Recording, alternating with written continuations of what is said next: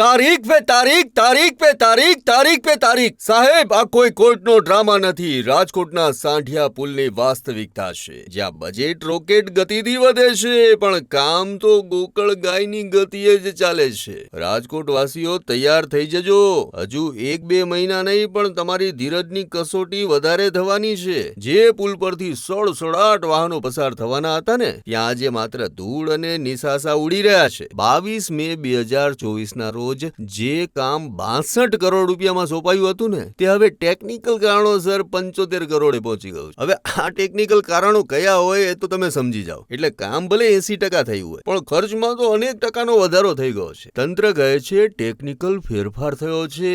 હવે જનતાને એ નથી સમજાતું કે ફેરફાર ડિઝાઇનમાં છે કે પછી એજન્સીના નસીબમાં. બીજી બાજુ ડાયવર્ઝન રૂટ પર 2-2 ફાટકો તમારી રાહ જોઈને બેઠી હોય છે. 25 થી 30 મિનિટ ટ્રાફિકમાં ઉભા રહી રાજકોટની જનતા હવે ધ્યાન અને યોગ પણ શીખી ગઈ છે. ઓફિસ પહોંચવામાં મોડું થાય તો બોસને પણ હવે કારણ આપવાની જરૂર નથી પડતી. બસ સાંઢિયા પુલ બોલો એટલે બોસ પણ સમજી જાય છે. સૌથી મોટો સવાલ એ છે કે મેયર સાહેબ કહે છે રેલવેની મંજૂરી 7 મહિનાથી પેન્ડિંગ છે. અરે સાહેબ, કેન્દ્રમાં તમારી સરકાર છે અને રાજ્યમાં પણ તમારી સરકાર છે. આ ડબલ એન્જિનની સરકારમાં રેલવેનું એન્જિન કયા સ્ટેશને રોકાઈ ગયું છે? જો બંને જગ્યાએ એક જ પક્ષનું શાસન હોય તો 7-7 મહિના સુધી મંજૂરીની ફાઇલ કયા ટેબલ નીચે દબાયેલી છે? શું જનતાની પીડા કરતા કાગળની કાર્યવાહી વધુ મોટી છે? મેયર કહે છે સમય મર્યાદામાં કામ નહીં થાય ને તો એજન્સી સામે પગલાં લેવાશે. પણ એજન્સીનું કામ જો ઢીલું ને એવું હશે તો 100% એની ઉપર કાર્યવાહી કરવામાં આવશે. પણ મેડમ, સમય મર્યાદા તો ક્યારની વટી ગઈ છે. જનતાનો સમય, જનતાના ટેક્સના પૈસા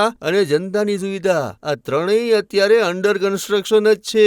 ત્યારે હવે જોવાનું એ રહેશે કે આ પુલ વહેલો પૂરો થાય છે કે પછી હજુ એક નવું બજેટ અને નવી તારીખની જાહેરાત થાય છે.